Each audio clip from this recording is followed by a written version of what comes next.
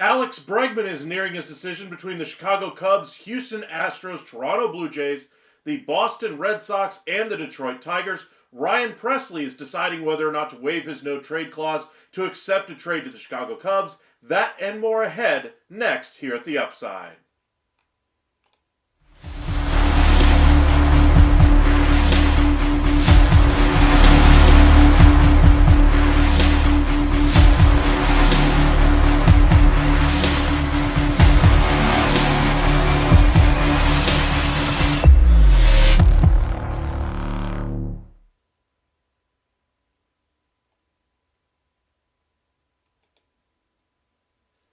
And welcome into the MLB Hot Stove Daily here at the Upside Sports Network. My name is Michael. Appreciate you guys joining us. If you are new, make sure you guys hit that like and subscribe. Follow us on X at UpsideSN and on Facebook, Upside Sports Network. Appreciate you guys taking the time and joining us late on a Friday evening in what has turned out to be a busy day in the world of sports. The Dallas Cowboys just hired their head coach, Brian Schottenheimer. I'm sure we'll just get into a little bit of that during our baseball live today as well. But we do have some baseball news, and we'll start with Alex Bregman. Earlier today, it was reported by multiple outlets that he was deciding between the Houston Astros and the Chicago Cubs. Both teams were trying to get a contract done with him. Part of the negotiations with Bregman on the Houston Astros side relate to whether or not they're able to offload Ryan Presley's contract. He's due about $14 million. They're hoping to offload that salary to at least mitigate some of the tax damage that they would be incurring if they did sign that huge contract for Alex Bregman. The standing offer they've had all offseason has been 6 years for $156.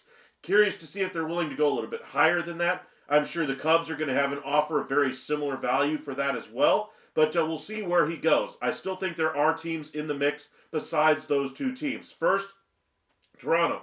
The Toronto Blue Jays have been on pretty much every big free agent over the last 2 years. They've struck out on quite a few of them.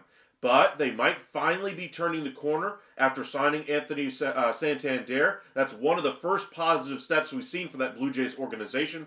But this whole offseason for them is going to be about whether or not they're able to re-sign or extend Vladimir Guerrero Jr. Now, of course, bringing in an Alex Bregman, bringing in an Anthony Santander, bringing in a Jack Flaherty, all of these are great moves on their own. But they're even bigger and more important when you put it through the lens of what's going to convince Vladimir Guerrero Jr. to stay there. So I'm not ruling out Toronto yet on Bregman. The Boston Red Sox are another team that's in this hunt as well. Their GM or their main decision maker there for baseball operations there is Craig Breslow, and he doesn't seem very fond of the idea of investing more money in a player like Alex Bregman. Honestly, I think he'd be a perfect fit in that stadium. I think he'd be a better defensive player at third base than Rafael Devers. Devers, in the beginning of the offseason, was against bringing in anybody else to take over third base for him. Now it seems he's willing to move off of third base if it's in the best interest of the team. So my question is, what's the hesitation? I get it. You've gotten burned by some big contracts in recent years. But you're the Boston freaking Red Sox. Get a grip, man. Like, this is the team that's supposed to be competing with the Yankees at the top of that division. Ever since I was a child, I remember the Yankees and Red Sox trying to compete for the best free agents year in and year out. But now the Red Sox over the last 7, 8, 9 years have turned to this team that's tried to do it Moneyball fashion. Remember, they tried to hire Billy Beane away from the Oakland A's years and years and years ago. Obviously, they're a fan of how they were able to build a competitive roster, but they're not about building competitive rosters in Boston. They're about winning, just like the Yankees are about winning. And that's the name of the game. And to bring in Alex Bregman, that would reestablish winning as the paramount goal there in Boston. And I would love to see them do something like that. Now, if they kind of play a little hem and haw thing about, well, we don't want to be stuck with another Trevor Story contract. We didn't really like the negotiations we had with Xander Bogaerts. Get over it. Like, come on. We get it. Trevor Story was an opportunity on the market. Nobody else really jumped on it. You're the one team that really did, and obviously got stuck with the bad contract. Now, Xander Bogaerts, on the other hand, I think he'd be a significantly better player if he had stayed in Boston. He was the heartbeat of that team before Rafi Devers became that guy. I mean, they absolutely changed their entire culture with the trade of Mookie Betts. And going about things the way they have over the last 5, 6, 7, 8 years, I think it's time for a change there in Boston. We'll see what's happening there. But I think they should get a deal done with Bregman. But we'll see where he goes. I think the most likely option right now is Houston or the Chicago Cubs. But we'll see where he goes. The last team on the list here is the Detroit Tigers. Tigers are interested in bringing him in as well, but their issues, again, are about bad contracts in their history. Will they get burned by a bad second half of the deal that they had with Miguel Cabrera? Will they be burned in the entirety of the deal like they had with Javi Baez or Jordan Zimmerman? So you can understand the hesitation there. They don't have necessarily the same market to draw from as Boston does, so I can understand the hesitation. But at a certain point, this is a good young team that's starting to come of age. They got some good pitching prospects coming as well. Now is the time to invest in this team and bring in a guy like Alex Bregman. Now, it seems like they've fallen back in this running. At this point, I doubt they get a deal done there. I think it would have been a great fit there. Another bit of news on Ryan Presley is that they had a deal agreed to with Detroit and Chicago, but they asked Ryan Presley if he was willing to accept a trade to both places, and apparently he has already said no to the Detroit Tigers. So it looks like it's going to be the Chicago Cubs or it's not going to be anybody. The Houston Astros, unfortunately, are going to have to deal with Brian Presley's no-trade clause, and we'll see what happens there. But those are the two big stories about Ryan Presley and Alex Bregman today. A few other stories that we'll get into as well, but I want to welcome in everybody. Welcome in Holly, JG, welcome back. Caleb, Cruise Control, appreciate you joining us. Nando, Master Vinman, and Paranormal, appreciate all you guys joining us this evening. Again, if you guys are new here, be sure to hit that like and subscribe, as we're going to keep you guys up to date on all the latest from MLB's Hot Stove season. It's almost time for spring training baseball, and we'll be live every single night throughout the regular season as well. So be sure to join us and hit that subscribe button. Let's get into a few of these comments here. JG, been busy, I understand. You do think Presley waives his no trade because he wants to be a closer and won't in Houston. I would agree, and I would agree on both points there. The one caveat I would say to that is that Presley would be losing a little bit of money. Texas, remember, doesn't have a state tax anyway. Going to Chicago, there would be a difference there. I wonder, as a reason, or as a perk for waiving his no trade, if he would request Chicago to beef up his salary to make up the difference there. Do I think they'll do it? Probably not, but I'm sure it will at least be brought up in negotiations there as far as whether or not he will accept a move to Chicago. Either that or some type of contract extension. Remember, this is his final year of that deal, 1 year, $14 million. The Chicago Cubs, though, have a big free agent at the end of this year in Kyle Tucker that they just got from Houston. They're going to have to prioritize him in free agency, and bringing in a elite level closer like Ryan Presley, who I still think is elite at the back end of a bullpen. I think it would be a great move for this year, but if you can get that long-term deal done and focus primarily on Kyle Tucker next offseason, I think that's the better way to go. It'd be interesting if Houston gets back, also if Bregman signs back. Altuve playing left. Is this MLB The Show? Altuve will not be playing left field. If the Houston Astros did bring in Bregman, I think Bregman would be playing third base. Paredes very recently played in the outfield with the Tampa Bay Rays, and I think he would easily be able to move over to left or right field. I think that would be the defensive alignment there in Houston if they did something like that. Caleb, any movement on Alonso? I had a feeling all the recent Jays rumors were Boras trying to drum up interest so the Mets would up their offer. That plan seems to have failed. Honestly, I don't think so. There was advancing talks as recently as yesterday with Pete Alonso and the Toronto Blue Jays. I still think that's a legitimate case there because remember, Vlad Guerrero Jr. said he was willing and liked the idea of playing third base next season. Last year he played, I believe, 10 games at third base last year. I think he's open primarily to moving over to third base because it will increase his free agent dollars when he gets there next year as well. Increase his defensive versatility, drive up those numbers a little bit. Vlad Guerrero is going to do very well in free agency. I don't think he needs to do something like this, but he does have the ability to hold down third base adequately. And we'll see if they do something like this to bring in an elite level power hitter in the game in Pete Alonso. For me, he's got to be in that top 5 group of best power hitters in the game. And we'll see what they decide to do. Remember, they just brought in Anthony Santander. That's 44 home runs from last year. Bringing in Pete Alonso would bring in more runs as well. And then you got to wonder what they're going to do in that rotation. They will add at least one middle of the rotation to top of the rotation type of starter. They've been connected to Nick Pivetta, Max Scherzer, and Jack Flaherty. So we'll see which direction they do decide to go. But I don't think it was just Boras trying to drum up, money from the New York Mets. I think the Mets have pretty much solidified their positioning on Pete Alonso. Would I ever shut the door completely on it? No. I think that the Mets would still be willing to offer the deal that they had on the table for him. I believe it was a 3-year deal, $69 million, with opt-outs after the first and second year. If Pete Alonso were willing to re-sign for that type of a deal, I think they would do it in a heartbeat. But I think Pete Alonso is trying to reset the market for first baseman right now. I think Scott Boras is trying to get that done as well for his client next year in Vlad Guerrero Jr. Now, if Alonso does reset the market, say he gets $32 million, say over, even if it's just 3 years, that would be a great number for him, and we'll see what happens for him. But I think Pete Alonso is still going to do very well in free agency. I just don't think he's going to get the $180 million that was rumored at one time earlier this offseason when all the teams were still looking for first baseman. Now we've seen pretty much every team fill their hole at first base. The Yankees bring in Goldschmidt, Astros bring in Walker, Nationals trade for Nathaniel Lowe, Guardians trade Josh Naylor to the Arizona Diamondbacks, fills their first base need, and then quickly pivot to Carlos Santana. We've seen several teams solve their first base options internally.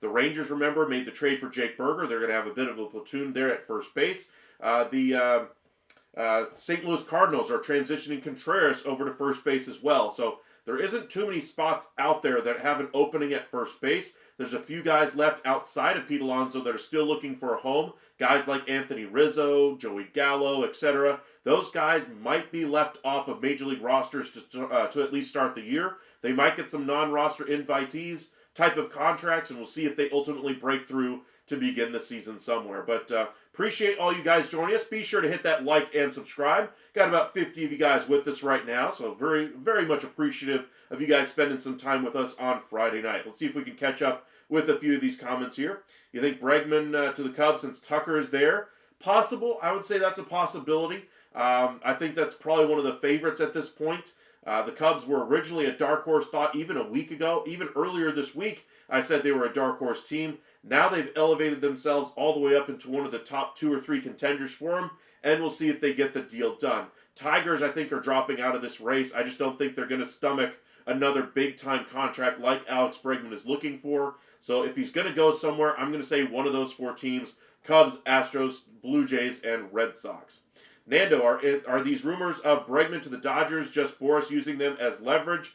I would expect so. I doubt they would go in on Bregman, but just like I keep telling you, since they made the deal for Kirby Yates, I'm not ruling anything out right now when it comes to the Los Angeles Dodgers. They've told us up and down, backwards and forwards, they didn't have money to go out there and sign guys all off-season long. And what do? Spend, spend, spend, spend, spend, spend, spend, and then spend some more. I'm calling baloney on any time the Los Angeles media says, we couldn't possibly expect them to sign anybody else. No, I'm sorry. They can go out there and make a trade for Nolan Arenado. They can still find a way to make Jack Flaherty fit into that rotation. I'm sure they could find a way to shoehorn Alex Bregman into that lineup as well. I'm not ruling anything out when it comes to the Dodgers anymore. Do I think it's unlikely? Yeah. I still think it's going to be one of those 4 teams I mentioned. And I do think it's primarily an agent-driven, hey, maybe the Dodgers will spend some money thing. I don't think he needs to do something like that. I think the Blue Jays being in there financially is already a good enough draw to show that there's money on the table. Now, whether or not he's willing to play in Canada is another question, but I don't think that there's anything serious with the Dodgers and Bregman there. Dodgers signed Oni. Let me see here. Oki, to a minor league deal. This has to swap baseball. Sorry, that's not a huge deal. I will say one other major league deal we did see. Let me see if I can get the name right. The Nationals have signed Shinosuke Agasawara. I'm sure I'm butchering that name horribly. Agasawara. There we go. That's a little bit better. He signed a 2-year deal with the Nationals there. He had some good peripheral numbers, say, a couple of years ago, but his strikeout numbers have taken a precipitous fall. His walk numbers, though, have also come down, and he's also been a great run preventer there in Japan. So would love to see what he actually has when he comes over stateside, but those peripheral numbers over the last couple of years have started to worry some MLB teams. That's why the number for him was very, very low, and the Nationals get a very good starting pitcher, at least internationally, to come in there and at least give them another option as far as depth in that rotation. He's thrown over the last 9 years, I think 951 innings. Remember, they use they pitch once a week over there, so you're not going to have a 200 inning pitcher coming over from Japan. But we'll see what he has when he comes over stateside. But that's one actual move that we did see today. Welcome in, Master Vinman Paranormal. I have not had the internet for 4 days. What did I miss in the baseball world? What's going on with the Yankees? Who did we sign? And we have any news getting infielder? Thanks. Nothing as far as infielders for the Yankees. No real rumors there. We did get the deal for Tanner Scott going to the Dodgers. Kirby Yates is also going to the Dodgers. Still no idea what the contract will look like. That means the Yankees miss on Tanner Scott. They are circling the bases a little bit on their bullpen. They're trying to get a left-handed reliever. They've been connected to Tim Hill and Andrew Chafin this week. They've also been connected to David Robertson as another 8th inning setup option as well. Honestly, I would like both of the options being signed there by the Yankees. I still think they'll add somebody for that middle infield spot as well. I just don't think it's a huge priority for them because whoever they sign, I don't think it's going to be a big enough option for them to really start on opening day and start 162 games. I think that they're going to get a platoon-type player at best. If they ultimately sign a guy like Jorge Polanco, then I think that just means they're going to bring in a impact-level bat at the deadline. He's just a placeholder until they do something like that. Master Vinman, if the Cubs pull a trade with the Astros for Presley, I've not seen what they would give Houston in return. Any rumors? The other piece that the Astros were looking for was the 2023-2022 first-round picks from the Chicago Cubs. They got one of those guys in Cam Smith. I'm sure that would be the guy they would be targeting for Ryan Presley.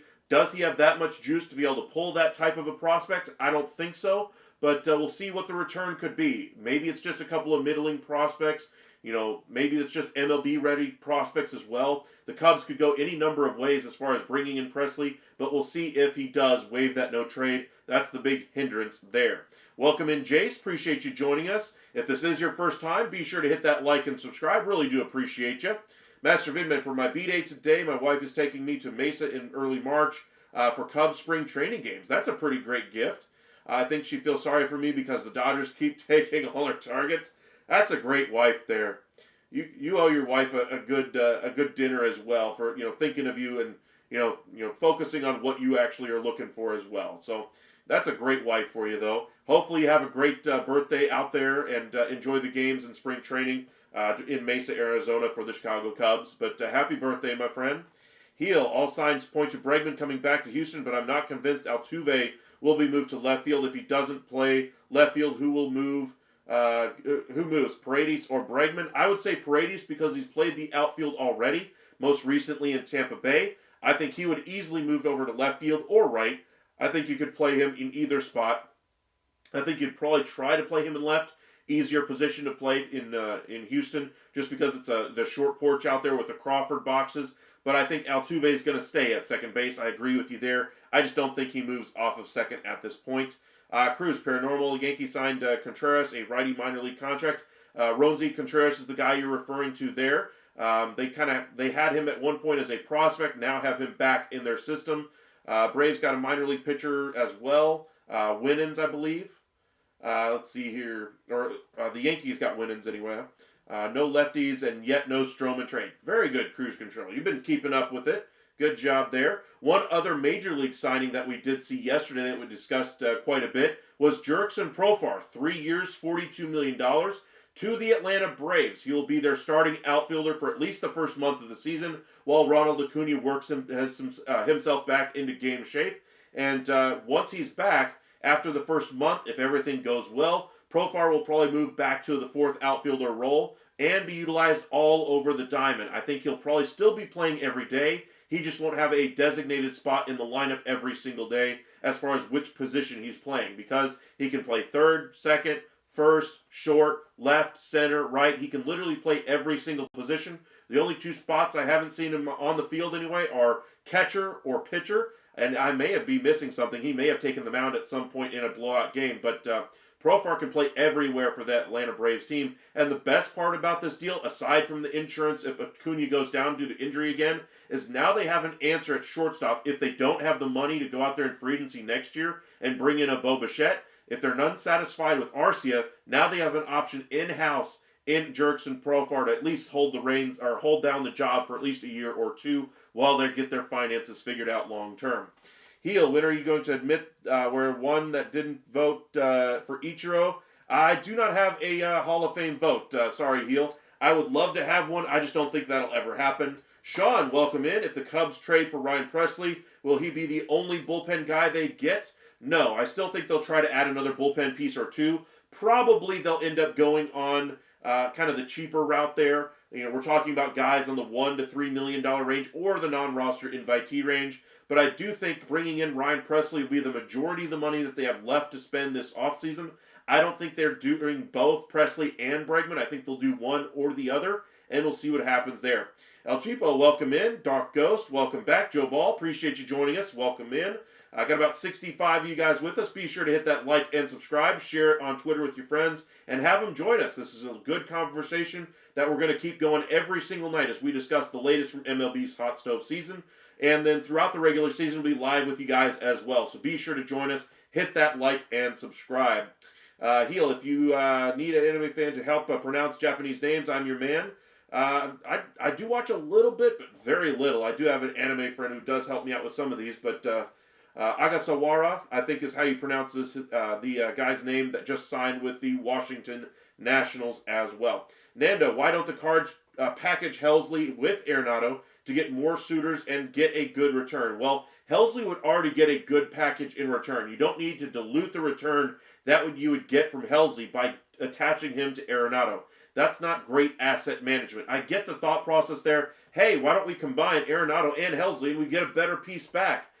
That's not usually how things work like this. Now, if you're trying to get a premium asset that you couldn't get with Helsley on his own, then maybe you do something like this. But usually teams try to separate these guys and try to maximize the value that you can get for those. So Helsley, I think, could get you a couple of mid top 20 prospect type of players. Arenado, depending on how much contract you eat, could get you a top 30 guy, get you a top 20 guy, maybe two top 20 guys, depending on how much of that salary the Cardinals are willing to eat. But I would expect him to be off of that roster before opening day. I think the Cardinals are just waiting for his market to develop more than anything else. But I don't think there's any rush for the Cardinals to attach either one of those two guys together. I think they should absolutely be trying to capitalize on this market right now for relievers. We just saw the numbers that Jose Leclerc signed for 1 year 10. AJ Minter 2 for 22. Tanner Scott 4 for 72. Who knows what Kirby Yates got? We're seeing crazy numbers for relievers right now, and there's not too many great relievers still left on the market. We're talking about guys like Kenley Jansen. We're talking about Ryan Presley on the trade market. We're talking about Kyle Finnegan in free agency, Craig Kimbrell, Carlos Estevez, and we'll see where those options ultimately end up. But for me, I think that the Cardinals would be wise to try to capitalize on the market right now, and the prices for relief pitching being so high, they should get a heavy package in return there. Let's see here. Sean, if the Cardinals trade for Presley, who would he be the only bullpen guy they get? We just discussed that one, Sean. Presley, I think, would be their big addition. I don't think they would add any major additions, like any $8 to $10 million contracts to the back end of that bullpen in addition to Presley. I think they would ultimately add maybe one guy in the $1 to $3 million range, and then maybe a couple of non-roster invitees as well. Trent, welcome in. In other words, was Pete Carroll... Politics. No, thank you. Lucas, hello, Upside. I'm currently at the airport. Well, I hope you fly safely, my friend. The puck drops here. Welcome in. Appreciate you joining us. Sydney, Australia. Okay. MP, welcome back. Appreciate you joining us as well. Let's see here. There's no downside tuning in to the upside. Thank you, Caleb. Appreciate you. Puck drops here. Where are you headed? Okay. MP, as a Dodgers fan, Bregman will never be welcomed in LA. I doubt that. I mean, any player that signs with another team will eventually be cheered, and, I don't think there's ever any true hostility when your team signs a guy. For instance, remember when DeAndre Jordan spurned the Dallas Mavericks and ultimately decided to stay with the Los Angeles Clippers? All the vitriol that he received, where did he ultimately end up? The Dallas Mavericks. Did the Dallas Mavericks fans cheer him and say, finally, we got our guy? Yes, they did. The Yankees, I mean, they tried to bring in Carlos Correa at one point. They've tried to bring in all kinds of guys from Houston Astros, even with all the animosity between those two organizations. We're talking about Garrett Cole finally making his way to New York. Rivalries are still there in sports, don't get me wrong. But to say that a guy will not be welcomed if your team acquires the guy, that's a little bit above what we can expect anyway nowadays. I think if there's a team, if there's any type of major player that would come onto a roster, usually it's the guys that are attached with some type of other baggage. We're talking about something off the field, like the Trevor Bauer stuff before he had got his name cleared. Those would be the types of acquisitions that a fan base couldn't really get behind. And eventually, I think a player like Bregman, who has none of those issues, would have been cheered for in LA. But like I said, I don't think it's going to happen. No use really discussing it beyond this point as well. Let's see here. Appreciate you guys joining us. Milbert, okay. If the Cubs don't land Presley, could they sign Jansen? Honestly, I think that's a possibility. I think their preference right now in free agency would be Carlos Estevez if they don't get Presley. If they miss on both of those guys, say Cincinnati ultimately gets Carlos Estevez, they miss on Presley because Presley says, I don't want to go there, then I think they could bring in Kenley Jansen on a 1 year, $10 million deal or 2 for 16, something in that range there. You like tennis? You're a big fan? Okay. Got to watch the Stars and Knights game. I'm not going to tell you who ultimately won, but I'll just say the Stars played well. Knights played well, I suppose. I don't want to give away the game because I don't want to ruin the game for you. Knights are a pretty cool team to root for when they're not playing my Stars, though. I was in Vegas in two times. I love it there. I've been to Vegas a few times myself. Great city, a lot of fun to be had there, but that city's changed quite a bit in just the last 5-6 years or so, and kind of started paying attention to a little bit of the off the casino floor type of happenings there, and a lot of a lot of changes could be heading towards Las Vegas in the next 10 years as well. You know who's cooler? Jason Robertson. Yeah, he played well. I believe he had, a couple of goals in that game. I'm not going to ruin the game for you, though, Puck Drop. I ain't going to tell you who won. Do the Cubs have a legit shot at Bregman? They do. I would say the Cubs and the Astros are probably the closest out of the teams that I would say have the best chance at getting him. I think the Blue Jays are in that conversation as well. Lucas, I've been to Melbourne before, saw a cricket match. It was called the Stars versus the Sixers. And obviously the Stars are the best cricket team. All right.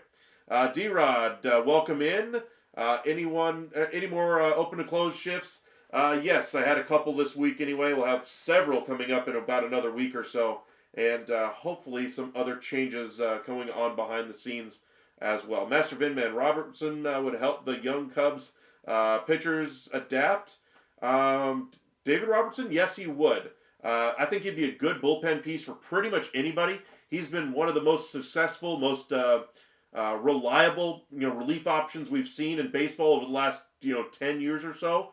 And had another great year with Texas last year. I'd love to see him back with Texas as their closer if they couldn't find anybody else. But I think Texas is trying to save a little bit of money.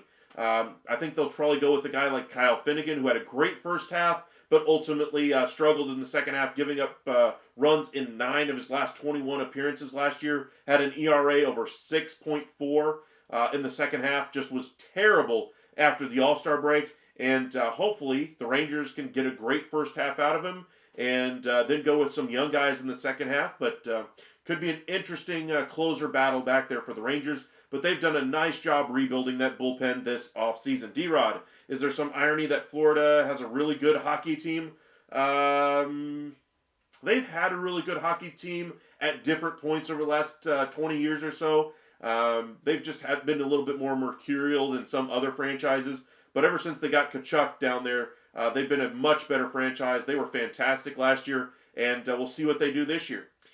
Cruise Control, I'm a Florida Panthers fan, lived 15 minutes from the arena, was in the Stanley Cup Finals. Awesome. Would the Rangers have interest in Chafin? No, they would not. They pretty much solved their issues for middle relief, and that's what Andrew Chafin would be. I think the Rangers are going to be looking primarily, and well, I put it this way, only at closers at this point. The only other option I see them adding is a long reliever, a guy who can start some games for them. I still think they're going to end up with a guy like Jordan Montgomery in that rotation. There has been some discussion among the Rangers, the beat writers and so forth, that they may move John Gray to be their closer. Do I like that idea? No, I don't. I think they need the innings in the starting rotation. If they're not going to use his innings in the starting rotation, they need to offload that salary. I think they could get a pretty penny for him via trade. I think Milwaukee would be a great fit for him. I think Cincinnati would be a great fit for him.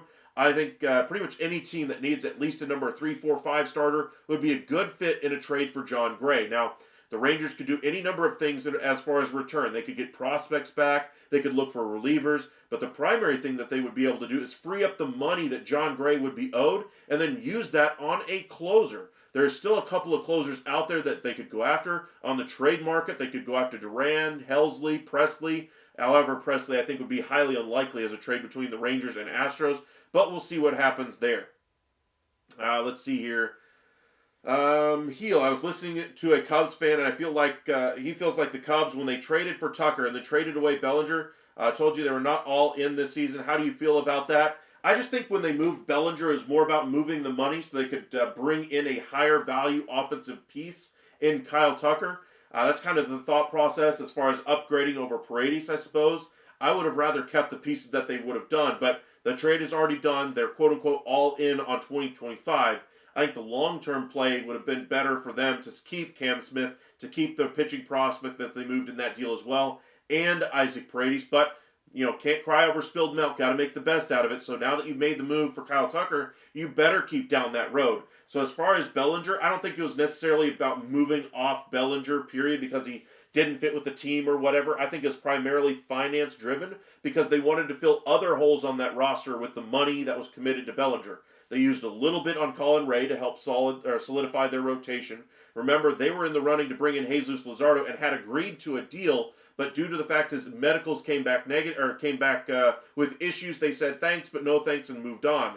And ultimately, he ends up with the Philadelphia Phillies. Again, I hate that trade for both teams as well, Marlins and Phillies. But if you want to check out that video, that trade, I believe, broke about a month ago. If you want to check that one out, we'd really appreciate you guys doing so. If you haven't watched some of those older ones as well, keep you guys updated on all these stories. If you want my reaction to some of the trades, signings that we've seen this offseason, you're more than welcome to check out our library of videos that we've had this entire offseason. But as far as the Cubs, what they ultimately will do with the money that they had for Bellinger, they're going to spend it on a high leverage option, a closer type player. They're going to spend a little bit of it on Colin Ray, and then they're going to add a bat or two to this lineup. Now, are any of those bats going to be of the level of Bellinger? No. But I think the utilization of the money, spreading it out between a starting pitcher and a high leverage guy at the back end of the bullpen, maybe still adding a Donovan Solano level piece to that lineup is exactly what this team needed. Remember, they just brought in John Birdie, who's going to play a little bit over Nico Hoerner to start the season because Horner's not going to be ready to go. And so that's kind of how they utilize the money for Cody Bellinger. That's the reason why they made the deal. And ultimately, they got off of the money. They got some pieces back, and we'll see what happens the rest of the way. Let's see here. Cruz is cool. Next time you should go with Max. He's a Jax too. Okay. Rangers declined Chafin's team option. They did, Holly. They are not going to be looking to bring back Andrew Chafin. Remember, they brought in like 5 different middle relief options. Now the team is looking to bring in a closer. Caleb, do you see the Jays going out and getting a closer? Possibly. I think they're interested in doing something in that bullpen, whether it's another high leverage guy or a closer specifically. I think they could do one or both. Say they bring in Nick Pivetta. I think they could probably get him for a 3-year deal around $25 to $35 million. I think that would help out their rotation. Pivetta really should have accepted the qualifying offer from Boston. I still think there's an outside chance Jack Flaherty ends up there in Toronto. I think they're the best fit for him right now. I think they're the team that needs to improve the most in that rotation. Flaherty would be the most significant improvement that they could make for the long term. And then you got to wonder about whether or not they continue to add to that starting rotation as well, whether they bring in Nick Pivetta or Max Scherzer on top of Jack Flaherty. But now that they brought in Santander, the Jays have more work to do. They're trying to get Vladimir Guerrero Jr. signed to that extension. Obviously, that's the biggest priority. However, you have to show some stability now in that organization. Bo Bichette obviously isn't going to be there, at least currently, with the Blue Jays next season. So you might lose him in free agency. So what is this team going to look like next year? Well, now you at least have one guy in Anthony Santander, and I would love for them to add at least 1 or 2 more pieces. One guy to that rotation, one more lineup option as well, Pete Alonso or Alex Bregman, somebody along those lines would be great for this team. We'll see which direction they go. But for me, the Jays are not done, and I could see them adding a high leverage guy at the back end of the bullpen as well. Now, as far as how good of an option, remains to be seen. There's not too many great options left in free agency. Maybe they're a fit for Craig Kimbrell, but we shall see what they ultimately decide to do. Michael, welcome back. Tim, appreciate you joining us. Welcome in, Hank. No matter what, there's always an upside. Sports Network, appreciate you once again, my friend. Love the late nights with you, buddy. Off topic a little. What is your predictions for the NFL this weekend? Any thoughts on the various coaching hires? I got quite a few thoughts on all of that. Let's go ahead and do the predictions. I'll say Philadelphia rolls over the Commanders. I like Saquon Barkley quite a bit in that game. Jaden Daniels, though, has been the best player in the playoffs, though. Maybe he can carry him, but I think it's just the Cinderella story comes to a halt with Philadelphia. As far as the other game, until the Chiefs lose, I'm going to continue to pick the Chiefs. Might not be the sexy pick, might not be what the pick everybody else is wanting to see happen, but for me, they just find a way to win games. And I know some of you are going to say, well, the refs help them do it.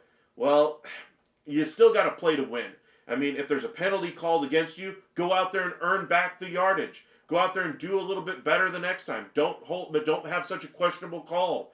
And I kind of talked a little bit about this already. The Chiefs and whoever their opponent is have roughly the same penalties in crunch time. And, sure, those penalties do get, they seem like they get the benefit of the doubt on some of those whistles. I will say that. There's something I would say as far as a rule change that could be happening with the NFL officiating. But until that happens, you have to play with what you got. Now, I'm going to pick the Chiefs. Chiefs are my pick for the Super Bowl as well, as much as I do or don't want that to happen. As far as the coaching hires, this is going to be a little bit of a shocker for you guys, but I know everybody's hating the coaching hire of Brian Schottenheimer. I know everybody's against it. Here's the reasons why I like it. I'll put it this way. If you're looking at it, if you're a Cowboys fan trying to frame it in the best light. One, son of the former great head coach Marty Schottenheimer. All that knowledge, institutional knowledge, is passed on from his father to son. I'm sure he's got some things that he's learned from his father that other assistant coaches would not have learned on the job as well, just from being around that type of situation. I will say that him being in the NFL for over 20 years as an assistant coach does help him as well. Those are kind of the pros. Now the cons, he's never really been in this kind of a spotlight before. He's not exactly a sexy name. At one point, he was considered a very hot commodity as a head coaching possibility, say 7 or 8 years ago. But that window has really passed him by, and he's been thought of as a career assistant now. And now Jerry Jones hires him as kind of the quote-unquote yes man. I'm not sure how much he's going to stand up to Jerry Jones, but the old adage, hey, I'll go out and buy the groceries, you cook it. So I guess that's kind of the thought process here with Jerry Jones. He's going to handle the player personnel side. That was kind of the issue we had last year with the Dallas Cowboys as far as their acquiring talent, but we'll see what they ultimately do with Brian Schottenheimer. A coaching hire that I absolutely love, Aaron Glenn to the New York Jets. Now, if they leave him alone and allow him to do his job, I think he could be great at it. I like the hiring of Liam Cohen down with the Jacksonville Jaguars. They have a mess at the quarterback position. I hope he can solve that for them as well. Let's see here. Eberflus could be the defensive coordinator there in Dallas. I really like that hire. Dallas was really hoping to keep him before he left for Indianapolis years ago, and ultimately gets their guy back. It looks like that will be happening sometime next week.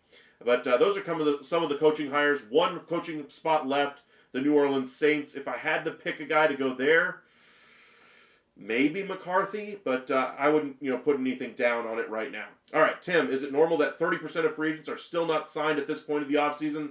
We're getting closer to the number of free agents, getting pretty much to about the level of what they should be at this point in time. So as far as roughly 30%, we're a little bit high still, but I still think we could get...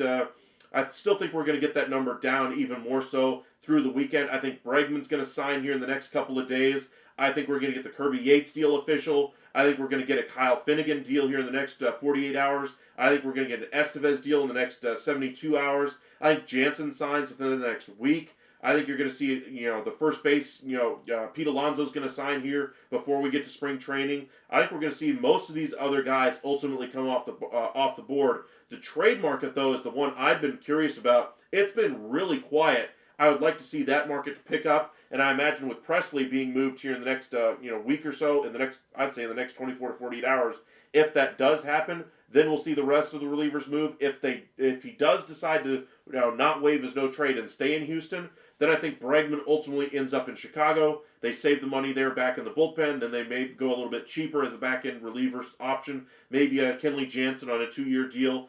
Maybe a Craig Kimbrell. Maybe a Kyle Finnegan would all be in play there for the Chicago Cubs. But I think the Rangers are still looking for a closer. But I would expect the rest of the free agents to pretty much start to agree to deals within the next week and prepare as pitchers and catchers are set to report inside of the next 2 weeks. But we'll see what happens. Johnny, welcome in. Appreciate you joining us for the first time this evening. Alex Bregman is heading back to Houston. I have not seen that headline yet official. I know he was discussing it. Let's see if it's broken anything. I do not see any news as far as that is concerned. So as far as heading back there, that's kind of in air quotes right now. Got to wait till it's actually official. But I do think the Houston Astros are certainly back in the running, especially after Alex Bregman himself, not the agent, but Alex Bregman himself, reached out to the Houston Astros to drum up interest once again. Houston has a standing offer of 6 for $156. Curious to see if that number goes up a little bit. Maybe an option for a 6th year could be added to kind of make that money a little bit bigger than what Willie Adames got total. But that's something to kind of keep in mind as well.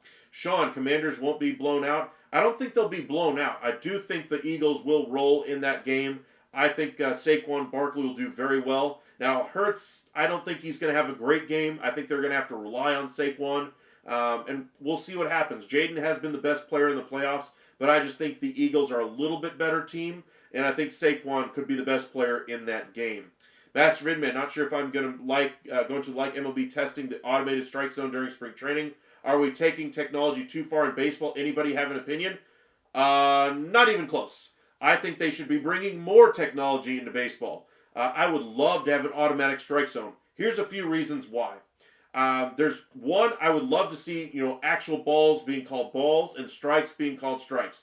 I cannot stand having a frame rate with a catcher. Come on, if it's a strike, it should be called a strike. If it's a ball, it should be called a ball. I get it. You like the human error. I like baseball being played the way it should be played, accurately. Now, if I throw the ball over the corner of the plate, I want that strike call. If I miss and I miss that corner, if I'm the hitter, I want that to be called a ball, not because of how the catcher caught it. Am I now called out on strikes? Is it a skill to be able to do that? Sure. Can you trick the umpire into calling a strike, or a ball a strike, and a ball or a strike a ball? Absolutely. There's a skill to it. It's also known as not baseball. So here's the advantages outside of just getting the calls correct. One, you'd have the umpire actually focusing on all the other things he has to focus on. Whether or not there's a balk, focusing on the pitch clock, focusing on where players are on the field, if the player's on the right side of the base or not, if he's actually in the box or not, if the bat actually tips the glove, if his swing, his check swing actually goes through the zone, as opposed to focusing on where that pitch was and, did his bat actually go through? Or am I going to have to go ahead and throw it down to first base to a guy that's 90 to 100 feet away that can't really see it as well? I would love to see the automatic strike zone get in there. I do not like the idea of the challenge system, though. I get it. Major League Baseball wants to still value the umpires. They don't want to completely ostracize that umpires union. I get it. But come on, man. We're trying to make your job easier. We're not taking you off the field. In fact, we're counting on you to get those calls right 100% of the time, because you're going to be relaying the call, strike or ball, every single time. We're going to be relying on you to be able to decide whether or not he went through the zone on his check swing or not, whether or not he tipped the catcher's glove or not, whether or not he was actually in the batter's box or not when he swung. Was he actually being quick pitched or not? Was he on the right side of the base or not? There's a lot more that goes into it rather than just the ball strike aspect of it, and that's something that could easily be rectified through an automatic strike zone. Why are we so afraid of adding technology to our sport? This is a great game of baseball that we have. Absolutely love the game. But at a certain point, we haven't really upgraded the way we play the game in over 100 years. I get it, it's America's pastime.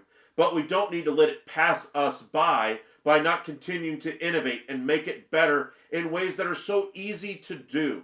Use the technology that we have available. Use the VAR system that we have in tennis. You work so well there. Why can't we figure out that to do for baseball? They've been working on it for 6, 7 years now? There's several different iterations of it that work very well. There's very good systems out there. Pick one.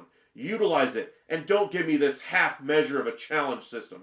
Get it in there, and let's get this thing rolling. I get it. Maybe you want to ease players into the automatic strike zone. I would still rather have the accuracy in the game. I would still rather get rid of the whole baloney that is framing for a catcher. Can't stand it. Have the catchers actually be graded on what they're supposed to be doing. Calling the game with the pitcher on the mound. Being able to get the tag down on whoever's coming into the home plate. Making sure they're actually catching and receiving the ball rather than being Gary Sanchez and dropping it every single time and allowing base runners to move up an extra 90 feet. Now, I understand Gary Sanchez isn't exactly the greatest catcher in the game, but that's just something I've really noticed, is that some of the fundamentals of catching has really gone away in favor of quote-unquote frame rates. Let's get this thing back on the rails here and get strikes being called strikes and balls being called balls. Plot twist to Commanders win the Super Bowl. I wouldn't say it's out of the question. I mean, they have been the best team so far this postseason. Will the Commanders ever win a Super Bowl? Absolutely. The Cubs were scouting Max Scherzer's workout. Not a surprise. They are looking for some more starting pitching. A little bit of a surprise that they're doing it after spending a little bit of money on Colin Ray. Maybe they move him to a long relief role in that rotation, or out of that rotation and into that bullpen. But I think their preference would be to add a closer first. If they don't get it done, maybe they go cheaper in that bullpen, like a Kenley Jansen, and then maybe beef up that rotation as well. They were a good fit for Jack Flaherty before they made the acquisition of Colin Ray. Maybe if they can't get the deal done with Ryan Presley, they don't really like their opportunities to sign Carlos Estevez, and they go a little bit cheaper as far as a closer, then they could utilize the money they saved there to add another starting pitcher, to add another bat. They could go any number of different directions there. I can tell you feel strongly about this. Point understood. I do feel very, very strongly about more technology in the game. How many different times did we hear about the Players Association? We can't have a pitch clock. We could never handle it. All the injuries will go up exponentially. What did we see? Injuries relatively stayed the same. Understandably, injuries have been up for the last 10, 15 years for pitchers, but it wasn't the pitch clock that caused it. We saw that in the minor leagues as well. No noticeable difference. Now, the one thing I think they could adjust as well, they could move the mound a little bit, mound height as well. I know they've tried to do that in the past to kind of increase the runs in the game or decrease runs in the game. They've tried to work on the sticky stuff. They've increased the size of the bases, all those kinds of things. Two throws over to first base, all kinds of different advancements in the game. Why are we so risk averse to bringing in an automatic strike zone, which, by the way, has gotten very accurate in the last 7 years, in which they've been trying to get this thing done. Since before COVID, they've been trying to do this. And we're still trying to do a half measure with a challenge system because the MLBPA doesn't think that the MLB is ready for this kind of a thing because we don't want to offend the umpires union. Come on, the umpires have a lot of work to do already. Let's respect the umpires and understand they have a hefty job to do. Why do we need to see a guy charging out of the dugout because they don't agree with a ball strike call? I understand you like to see it on SportsCenter. Oh, David Bell came out of the dugout for the Cincinnati Reds again to argue balls and strikes. Come on, this is 2025. What are we still doing arguing balls and strikes when we can easily have this issue solved? There are so many bigger issues that are not being addressed. Is the runner in or out of the baseline? Is the bat going through the zone on a check swing or not? All the arguments that we see because instead of throwing it down to first base, the home plate umpire makes the ball or strike call and then says, oh, you did go through the zone. I saw you. Then you see him on replay. He didn't even go off the shoulder with the bat. At a certain point, we just need to start respecting the game a little bit more, treating it with a little bit more respect. What I mean by that is understand that umpires have a difficult job and try to help make it a little bit more accurate. Stop trying to focus on the human element of the game of whether or not the strike was called a strike or the ball was called a ball, and have Angel Hernandez type of umpires back there, destroying these, big swings as far as how the game is done. Remember how he, did Wyatt Langford dirty at the very end of his career last year as an umpire? I think that one at bat there really changed the way Angel Hernandez was viewed by the rest of the umpires in his union there. But come on, man, we can do better, and we can do better for these umpires. Take a little bit of weight off their shoulders and allow them to do a very difficult job a little bit better and a little bit more accurately. That's all I'm saying here. Alrighty, I would love for you to meet you in the middle and say batter can challenge a strike once per at bat and the pitcher can challenge a ball once per at bat. I just don't like that. I mean, the challenge system, what are we doing here? If we know that it's a strike, why are we not calling it a strike? Why do we have to challenge it because we want the game to move quicker, because we think it moves quicker? I mean, technology can see where that pitch is the second it happens. All you have to do is relay, strike, ball, strike, ball. There is no delay. The game moves. And they've been doing this in the minor leagues for 7 years. What's the issue? Because the MLBPA isn't quite ready to adapt? We saw how well they were able to roll with all the changes that worked in MLB, how much Max Scherzer and all the other pitchers were like, we can't have a pitch clock. Let's kind of go for it. This is the time to really try to advance the game here and try to get with the times. Why are we still arguing balls and strikes over 100 years after the sport was invented when we have technology that can solve these issues? D-Rod, Michael couldn't agree more on catching framing for the carpenters that built houses. Exactly. I mean, framing for me shouldn't be in baseball. I understand it's a skill to be able to frame a ball that's, thrown 3 or 4 inches off the plate as a strike. But come on, we're the professionals here. In Little League, that might help you out. Little League doesn't have doesn't have an automatic strike zone. Okay? They don't have the ability to have that at that type of level. High school games sometimes even have the automated strike zone in some areas of the country. Colleges sometimes have this. Minor league systems already have this in place in most baseball leagues. Why are we so risk averse to doing it at the major league level? Use the technology that's there. Sean, if Presley stays in Houston, does Bregman go back to Houston as well? No, I think the part of the reason they are trying to move Presley is try to get Bregman in there. The other reasons they're trying to move Presley is they're just trying to get underneath the tax threshold. They would blow past it if they kept Presley and brought in Bregman. By moving Presley, if they don't bring back Bregman and add just one small outfielder to that lineup, they could still stay underneath the tax. That's the reason why they're trying to move Presley, because even if they bring in Bregman, or say they don't bring in Bregman and they go the cheaper route, bring in say a Randall Grichuk at $4 million, they would they would have a luxury tax threshold payment or a salary anyway around 240 or 237. That's underneath the threshold of 241. That's what they're hoping to do right now. Heel, I'm going to be a fan regardless. I'm ready for as much tech as they want to introduce. That's kind of what I'm hoping for as well. D-Rod, the purpose of framing is to influence the ump to call a strike. Absolutely. Sometimes the catcher wins. Sometimes he doesn't. It's throwing the accuracy of the calls. I would agree. I would just rather have balls be called balls, strikes be called strikes, and stop having people be ejected and suspended because of arguing over balls and strikes. They still will argue over check swings all the time. I get it. But make that job a lot easier for the umpire to focus on, did he go through the zone or not? Is he actually out of the batter box, stepping into and over the plate to actually hit the ball off the plate? Because if you step out of the batter's box when you swing, technically, that should not be counted as a hit. Wherever that ball ends up does not count because you stepped out of the batter's box to do it. Those are things that none of us that watch baseball games have noticed in the past. But when we watch the replay of a guy who swings at a ball a foot and a half in the other's batter's box, but is standing on home plate because he has to reach so far over there just to make contact with it, no, that doesn't count. If he hits the ball over the fence, that's not a home run. That's a strike because he swung and stepped out of the batter's box when he did so. And those are the kind of the rules of the game that haven't been paid attention to over the years. Those are the type of things that I think Major League umpires have been glossing over for years, and now they have the ability to address those things as they happen. Give me the technology. That's one small thing I mentioned there as far as stepping out of the batter's box. But again, check swings. What are we doing still arguing balls and strikes at this point? Tim, I can't stand when the catchers move their glove a foot when they receive the pitch. Yeah, it's infuriating. I mean, the pitch comes in and it's up at my face, for instance, and they snap their glove down and show that it came in just at the letters. That's not where the pitch was. It was up here, and they snap their glove down, and it's right here. Caught every single time, and they shake it around and try to shake up the umpire to convince them to try to think it was a strike. But come on, we all know it was up at the eyes. And why are we trying to fool an umpire for a pitch that's clearly a foot above the plate or a foot above the letters?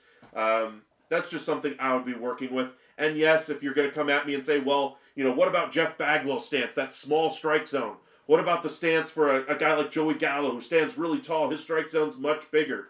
The Major League Rulebook actually has the way the strike zone should be called for every single player, regardless of how their stance is. You guys are welcome to check that one out. But as far as having that strike zone adjusted for player height, that's already done at the level or at minor league levels as well. So it's not going to be an Aaron Judge size strike zone for Jose Altuve. You're not going to have those issues.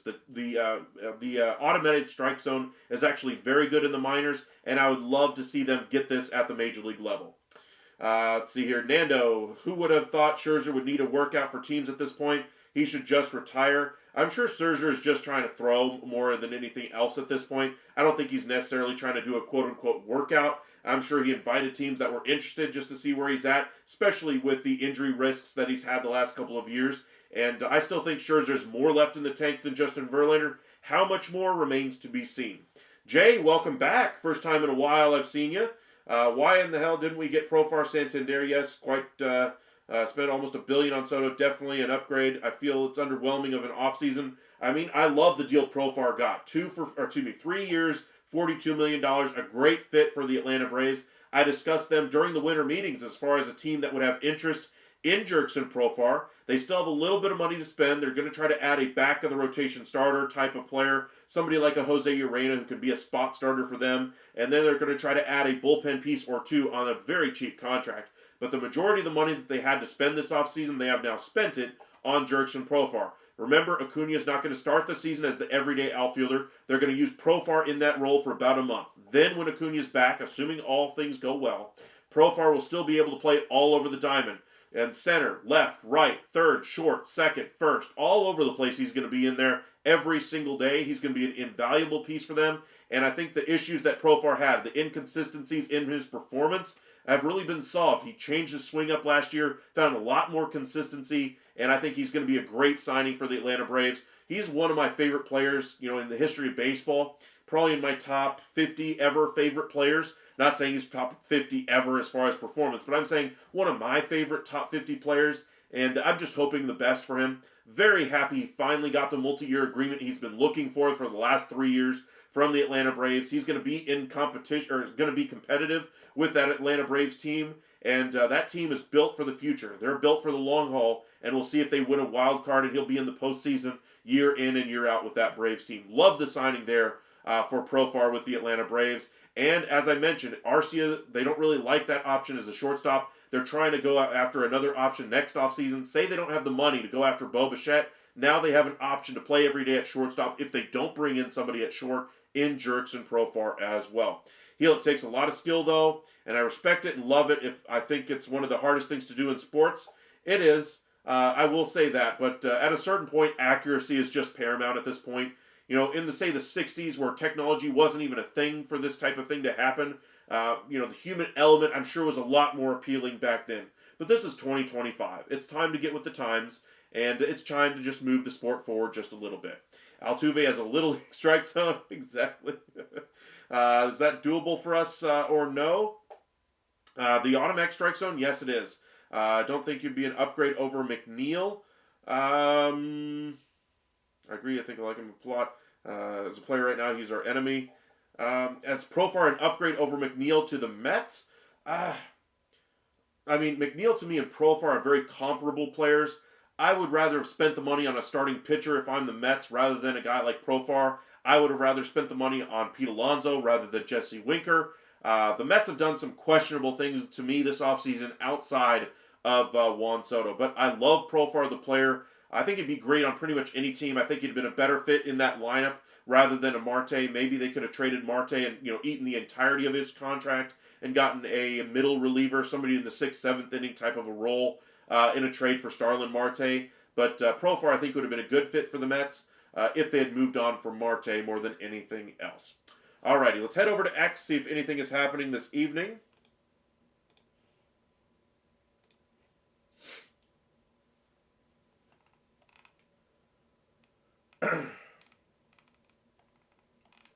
Doesn't look like too much is happening. I do see a trade there, so let's see what that one is.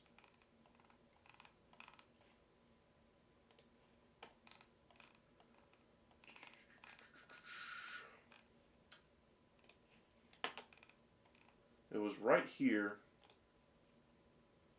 Oh, this was the Ron Marinaccio trade with the Padres. Just a small little trade there after, I believe he was DFA'd anyway. I think he was DFA'd anyway. Yes, he was. Chicago had designated for him for assignment earlier, and now the Padres have added him onto their roster. Padres are a very curious team to me right now, because I'm still expecting them to make a bevy of trades this offseason, and they haven't done anything as of yet. I mean, they have to come to a resolution on Arise and Dylan Cease, but they haven't really done anything yet. They're also unafraid to go into the season with them on their roster. We saw them acquire them during the season at the very start of the year last year. I wonder if they trade them at the beginning of the year this year as well. Lucas, what do you think of Mr. Schottenheimer? Honestly, I'm a little bit more positive on it than most other people in the entire world, honestly. He's got the history, of course, with his father, Marty Schottenheimer. He's been an assistant coach for over 20 years, so he knows the game. He's been in the Dallas Cowboys system, so continuity in the offense is always a good thing. Sure, he didn't call plays last year, but, he was there with Mike McCarthy and Dak Prescott. Dallas really likes to keep that continuity as far as that quarterback room is concerned, and they do so here with Brian Schottenheimer. Now, Schottenheimer's name was a lot more of a sexy name, say 7, 8 years ago, when he had zero experience, as far as the offensive coordinator at that point. And now he's got the experience, so I don't understand why the entire sport is against a guy like this. I get it. He's not Deion Sanders. I get it. He's not Ben Johnson. But, he was the offensive coordinator in the room. And the offense, for all the trouble that the Cowboys have never really been the issue. That offensive line, the shopping for the groceries that Jerry Jones is supposed to do, that's been the problem there with the Cowboys. So I actually like the hire a lot more than a lot of people out there. Are there better options? Absolutely. For me, I would have rather gone for Bill Belichick. I would have rather gone for a Mike Vrabel type of coach. Somebody who is no nonsense and able to bring some discipline to this Cowboys team that really lacks discipline there. And, Brian Schottenheimer, I'm not sure if he's going to be able to stand up to Jerry Jones enough to be able to be that hardline coach that the Cowboys really need. But we'll see what he does. I think he's got a little bit more juice than what a lot of people think, and I'd just like to see him have a legitimate chance. Cowboys are obviously going to give him that chance. They gave him a 4-year contract. Jones doesn't like to usually get rid of those guys after after 1 year, so I think he'll at least get 2 years with the Cowboys, and we'll see how this year really works out. Heel, as a fellow Ranger fan, remember when Joe Nathan closed out a game by throwing a curveball in the dirt? Yes, Joe Nathan is one of my favorite closers the Rangers have had. One of the few times they actually went out on the market and got one of the top-end closers out there. Joe Nathan was so good as a closer for the Twins, for the Giants, for the Rangers. I know he's not a Hall of Famer, but in the history of the game, he's probably in the top 10, top 15 closers ever for me. I think he's pretty solidly in the top 10 as far as my list. Aiden, welcome in. Appreciate you joining us once again. You think Presley will get dealt tomorrow to the Cubs? I think there's a real good chance at it. I'm sure he's willing to waive his trade clause to be a closer. The question is, does he get some type of compensation from the Cubs? Because remember, he's going from a no-tax state to a tax state. Maybe he gets a little bit of an extension on the back end of his contract as a perk for waiving his no-trade there to Chicago. And that would solve their issue for having a reliever next year, a high-leverage reliever at the back end of their bullpen next year as well. And they can focus on trying to retain Kyle Tucker in free agency there too. Lucas, Dallas Cowboys are the 76ers of the NFL. I don't know about that. The 76ers are quote-unquote processed. The Cowboys have never really gone that route. As far as disappointing fans, absolutely. That part I get. Jay, okay, I think the Mets for me. A second, if you're not a Mets fan, that's cool. What prospects are tradable for us besides Beatty, McNeil, and who for Castillo would you sign? Flaherty, Acuna Jr. will start. Okay, let's kind of address each one of these as you go. I'm not a Mets fan. I am a Rangers fan, but I do try to cover all the teams pretty equally. As far as the tradable pieces, I would say Beatty would be one of them, but I'm not trading guys like Jet Williams. I'm not trading guys like Acuna, Gilbert, etc. I would say guys that are in the very low levels of the minors would be the ones I'd be willing to trade, or guys that are getting close to the majors that have very little upside left. Basically, the point of all this conversation that I'm saying here about the Mets is that I don't think they should be trading any of their upper-level prospects for any high-end piece right now. I think they should be utilizing that pocketbook of Steve Cohen, first, second, third, and fourth resource. At that point, once they're done, once they get to the trade deadline, I think that's when they'll try to go all in for a number one headline starting pitcher and just see what they can do. Framber Valdez, if he doesn't get his extension done before the start of spring training, maybe there's an opportunity there. Dylan Cease, if he's still available at the deadline. We're talking about Pablo Lopez, Sandy Alcantara. These are the type of guys that I think the Mets should be looking at once we get closer to the trade deadline, but that's going to cost a premium in assets, and I'm not sure that's the best formula for winning for them. Now, as far as McNeil and blank for Castillo, I'm not sure the Mariners do that one, honestly. Castillo, to me, I think would be an upgrade in that rotation, absolutely. But for me, I'm not sure the Mariners say yes to that one, even with McNeil as the headline piece. Now, say you're trying to build this piece or build this trade around a couple of major league level players. Say you eat the entire contract of Marte, add him to that deal to improve the offense there for the Mariners.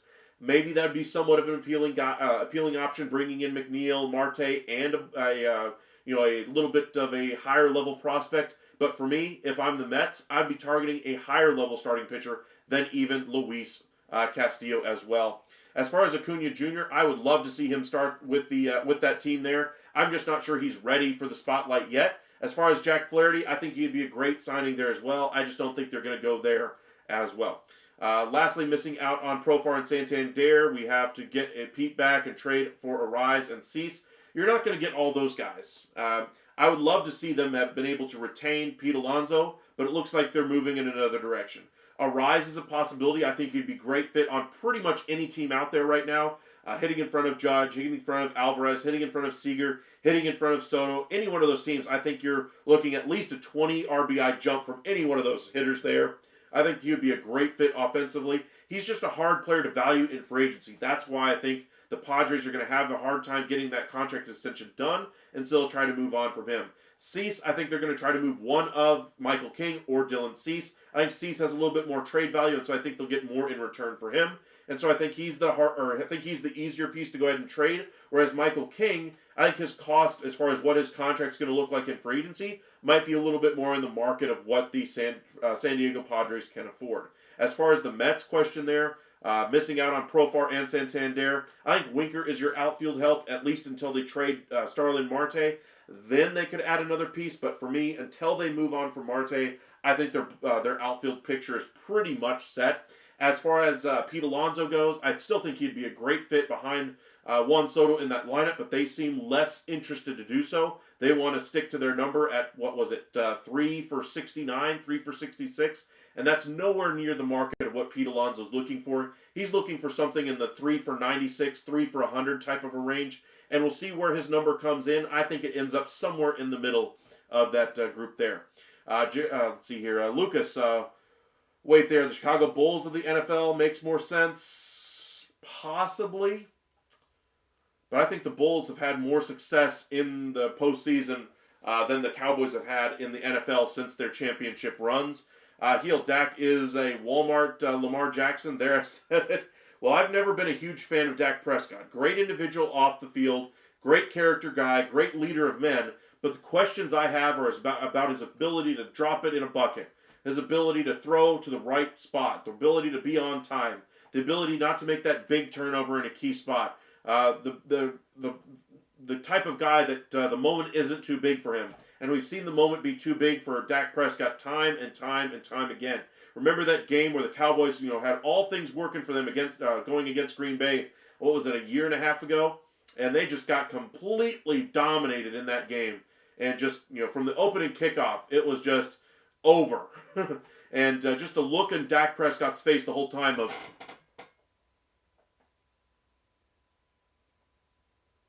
wow, was just, that was it for me. I mean, I was already hoping when Dak Prescott was first drafted, I was hoping he'd have a year, 2 years to sit behind Romo and develop. Understandably, Romo got hurt in the first half, but Romo came back. He was healthy. He was ready to go. That team was built for the Cowboys. That was the year I think the Cowboys could have made it to at least the NFC Championship game, if not the Super Bowl. Instead, they went with a rookie quarterback and got beat by Aaron frickin' Rodgers in the postseason for the second time in a row. That was just ugly. I think that was kind of the mistake there and kind of the beginning of the end of the last time I've considered the Cowboys a real threat for a Super Bowl. All right, let's see here. We have a good chance at a Subway Series this year. There is a good chance of that. Yankees and Mets, probably in the top 5 for me as far as teams that could make it to the World Series. But I still think the Dodgers get there more than anybody else. I think they have such a great team. Lucas, how is Dak even similar to Lamar Jackson? One is basically a running back. One can't rush more than 3. I would say Dak used to be a guy a lot more like Lamar Jackson before he broke his ankle. And really, it doesn't run the ball anymore. And that's kind of limited his mobility. And now he's limited as more of a pocket passer. Now, he can do that very well. But he does give up, the big turnover. The moment does get too big for him. And if I were the GM, if I were Jerry Jones, I would be looking to move on from Dak Prescott last year before you signed him to the extension. You could actually find a way to trade him right now and still have $100 million to go out there in free agency. Say you had made the decision to bring in Deion Sanders as your coach. Say you decided to trade Dak Prescott to the Indianapolis Colts or the Tennessee Titans. Say Shedeur Sanders says, I don't want to go there. You better trade the pick, blah, blah, blah. Then maybe they say, hey, we'll rather take Dak Prescott and have a proven guy, proven option at our quarterback spot, and then we'll just work with what we got. Maybe you do something like that. That would have been a great way to get this organization, rolling in a different direction.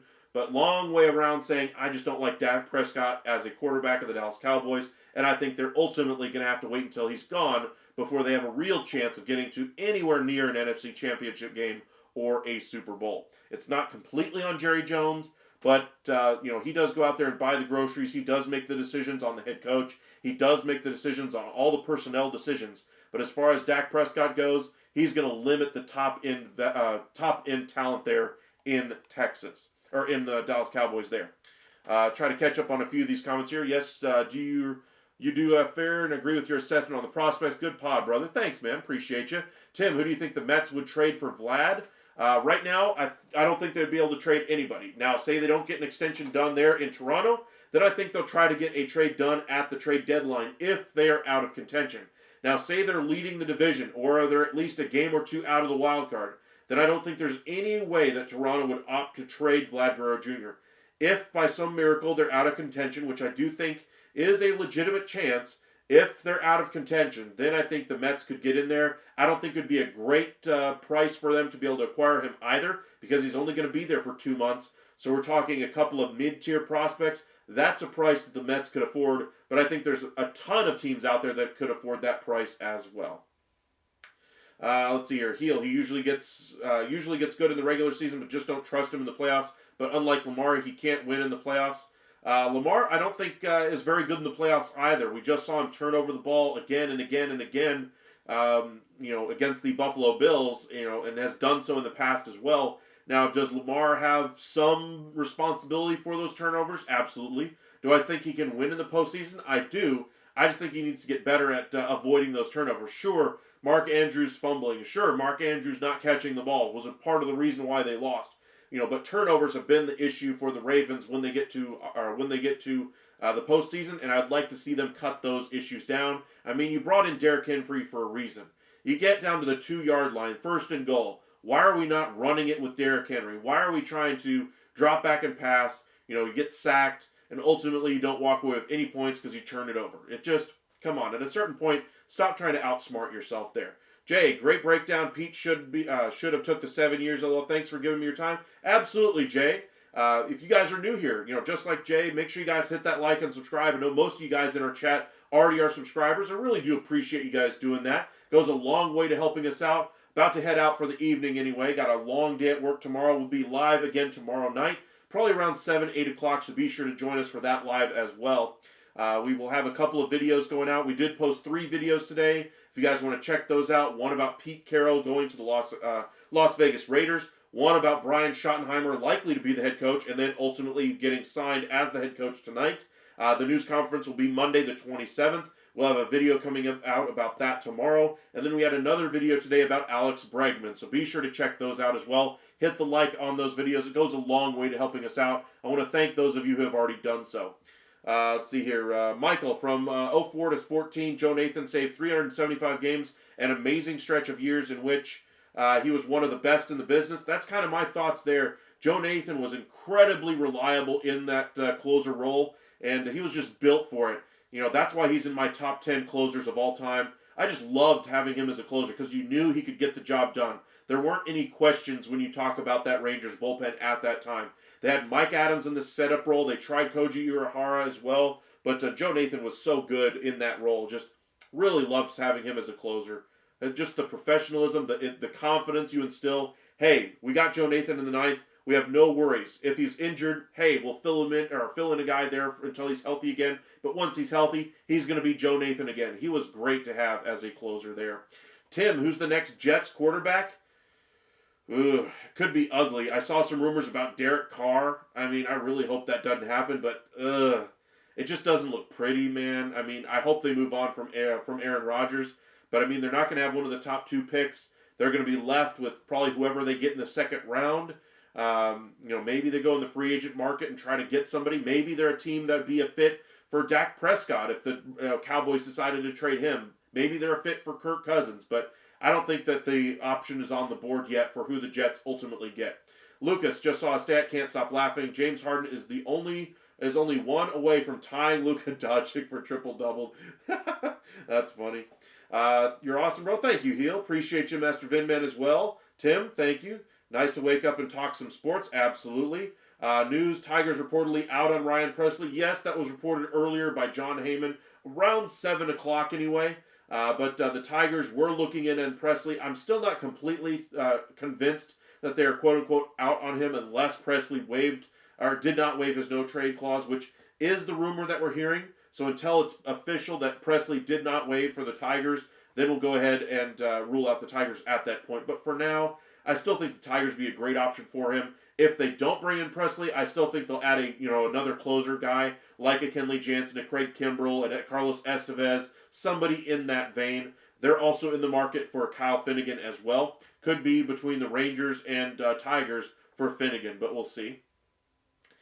Jay, come on, guys. It's free to press that like and subscribe. He's answering all the questions most people talk about themselves and only what they want to talk about. Yeah, I try. I do have kind of an idea of what I want to do going into every single show, but primarily I let you guys dictate the show. If you guys want to talk about something, talk about a trade, talk about an idea you had about how your team could improve, how you want to, if you want to talk about predictions, rankings, if you want to talk about free agency this year, free agency next year, if you want to talk a little NFL, NBA, we'll get into some NBA trade deadline stuff. One of the craziest trades you'll ever see in the NHL just happened today. Two big stars ultimately go in the same trade from two different teams to the same team in the Carolina Hurricanes. One of the craziest trades you'll ever see, and the Chicago Blackhawks got absolutely nothing for it as well. Just what were they doing there? But anyway, great trade for the Hurricanes that we saw tonight. Daniel Jones to the Jets, that would be interesting. King Sam Darnold to the Jets, that's a possibility as well. I think the Jets the Vikings are trying to roll with J.J. McCarthy. I think the issues Darnold had in the last two games are going to be so prohibitive that they're going to try to go with Daniel Jones as a option to J.J. McCarthy rather than bringing back Sam Darnold, because I think Sam Darnold's earned a decent contract, and the Jets may go that direction once again, but we shall see. Alrighty, appreciate you guys joining us tonight. Be sure to hit that like and subscribe if you have not already. We'll be live again tomorrow around 7, 8 o'clock, so appreciate you guys joining us. Hit that like and subscribe. Follow us on X at UpsideSN and on Facebook at Upside Sports Network. Appreciate all you guys joining us tonight. Stay warm out there, everybody. Best wishes to those of you affected by the wildfires, and best wishes to you and yours tonight. Y'all have a great evening. We'll be with you guys tomorrow live around 7, 8 o'clock. Y'all have a good one.